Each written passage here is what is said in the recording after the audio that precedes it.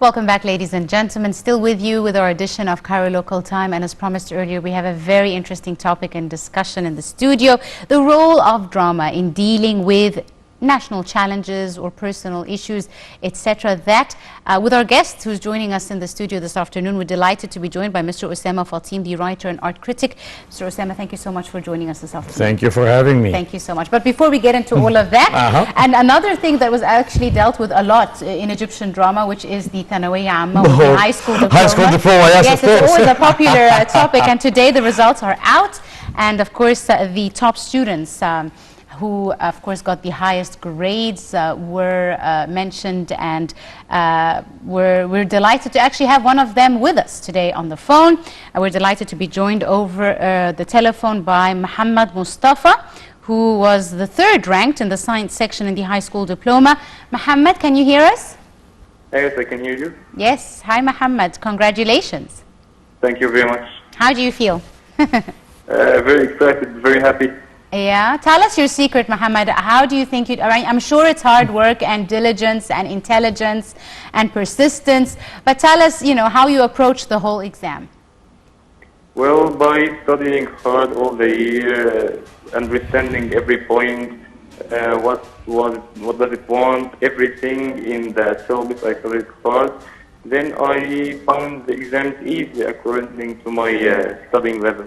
Right. Mohammed, tell me some of the challenges you faced, especially with the coronavirus pandemic, online education, etc., the exams. Tell us a bit about some of the challenges you faced and how you overcame them.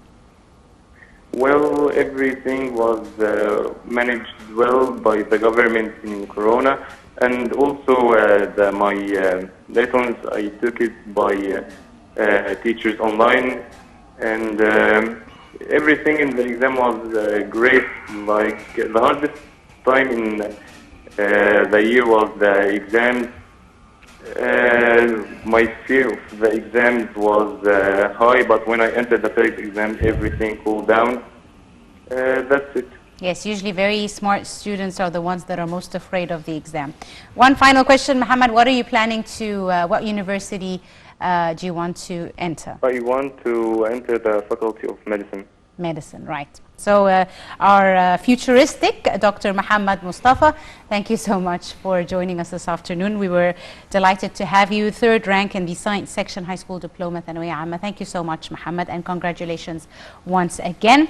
And back to you, Mr. Osama. Now, in today's world, art serves as a major, how can I pronounce it, expellent, or a major attraction in expressing the challenges facing society, the challenges of the era, from even coronavirus has been dealt with in drama. Everything around us is expressed in art. So let's talk a bit about drama. How is it being used as an effective tool, in your opinion, to promote things about local culture, for example, create more awareness about societal issues? Well, since discovery, drama, let's speak mainly about the cinema. Yes.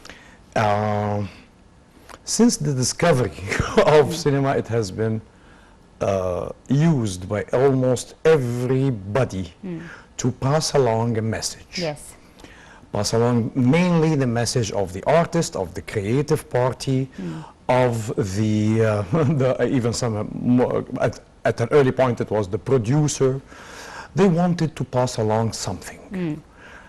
So pure art in itself does not exist in cinema. It might exist, for example, in painting like Picasso or Salvador Dali or people like that, or in Egypt, of course, Mukhtar Said and so on.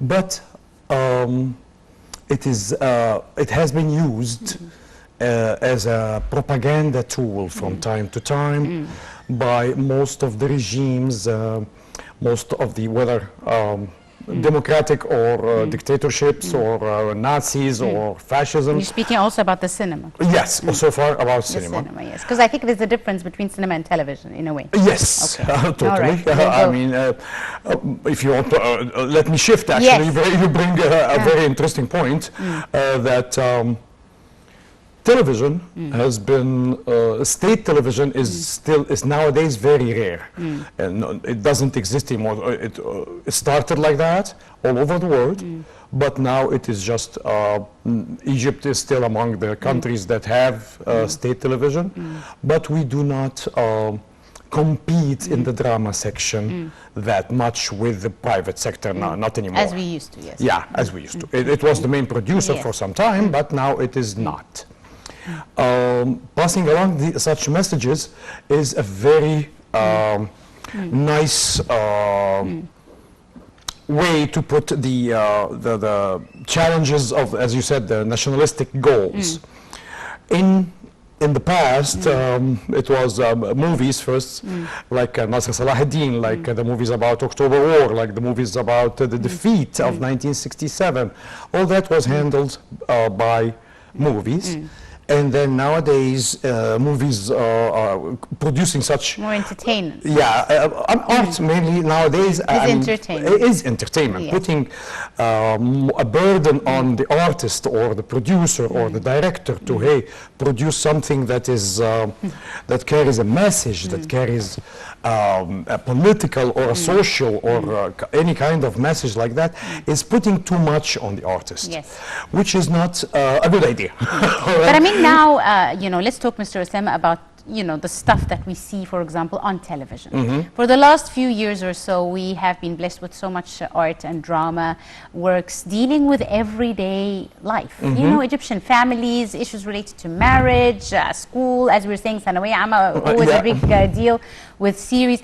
Reflecting Egyptian society, reflecting the problems of Egyptian society, maybe inspired by some of these problems, and still getting a message across somehow, as you were saying. Correct. This is up to the artist, up to the writer, up to the director, up to even the actor. That's a very good way of putting it, that we do it because it is art, because we felt it, because we were inspired by it as the artistic side. So yeah, for example, some of the, I mean, I have to go back a few years back, Layl al-Hilmi, something that all my generation and a few generations after me still consider it a landmark. Abu Layla al-Bishri, a writer like Osama Anwar Akasha, they all captured the essence of the society. They captured the details. They handled or dealt with the problems. They exposed the problems. So yeah, in that sort of artistic work, that's acceptable. That's very actually needed. So yeah, we have been doing that, and it has been the case for a long time now. Indeed, right. Another important issue which Egypt has dealt with for so many years, the issue of terrorism. Back in the day, there were lots of movies, if we're going to go between movies and series, that dealt with just the issue of fundamentalism, terrorism, from Adil Imam's movies to lots of other, I don't want to miss anyone out, but dealing with the issue of terrorism, fundamentalism, extremism, etc. Then we had more television series dealing with the issues, some patriotic, some dealing from a religious perspective, others dealing from a societal point of view. And recently we've had lots of, you know, patriotic series like Al-Mansi, for example, like Al-Ikhtiyar, yes, Hagma Murtadda, lots of different... Counterattack. Yes, counterattack. Lots of different series dealing with this issue, still reflecting the reality on the ground. Correct. Tell me how these works were used to A, reflect reality, B, in a historical sense, to really, you know, record the events in history. Well, in the beginning, when they started doing with that, it was in a comic way, Adil Imam style. All right. But it still got the message across. It got I mean, look at Al-Irhab wal-Kabab, for example. That's a funny one. But it got the message across. That it will be Comedy. the terrorists who will take over comedy, exactly. And the same can be done with the Al-Irhabi of Adil Imam as well. That was literally copied, or not copied, inspired by Fi Baytina Ragul, or There Is a Man in Our House. Yes. That was putting reproducing the idea, the old ideas with contemporary touch, such as terrorism, that has been dealt with poorly in movies. As for series, that was completely directed. Al-Mansi and the Ikhtiyar and Hagma Murtadda, counterattack. These were simply a political decision to reveal some of the hidden information to the to the population, and that was quite accepted. And successful. That is, I mean, how successful do you want it to be? As passing across the message, or from an artistic point of view? The message is that, hey, we are facing problems, we are facing fundamentals who are willing to kill to reach for power, and that is certainly a message that, hey, what happened a couple of days ago in Afghanistan, we just tells us that, hey, Taliban took over, and that was not, that was a shocking thing for many people, not for me though, but it was, hey, there is a problem with fundamentalists, religious people who think that they own the keys to heaven. They have been exposed. As from an artistic point of view, that's a different thing. All right, as an art critic because here, you are an art critic, so it's for you differently. Basically, but I mean, we're speaking about the standard normal population. They were family. interested. These series captured the attention of everyone. They realized what they didn't know, or the information were simply enhanced. That, hey, we are always facing problems coming from the inside, and political problems, political factions that can be problematic for the society, can be a problem for the political leadership and and the Egyptian people in general. Yes, that has been enhanced. People are aware, and that's good. Yes. Artistic point of view, hey, let's talk. It's a different issue. We're speaking about lighting, director, and scripts. That's a more technical aspect. That's a technical aspect. Yes. Right. Let's talk a bit about something very interesting, Mr. Osama, the youth. The younger generation, you know, deals with television series and cinema, Egyptian cinema differently than maybe the older generations. Some are not as interested. Some, you know, are more interested in international works of art.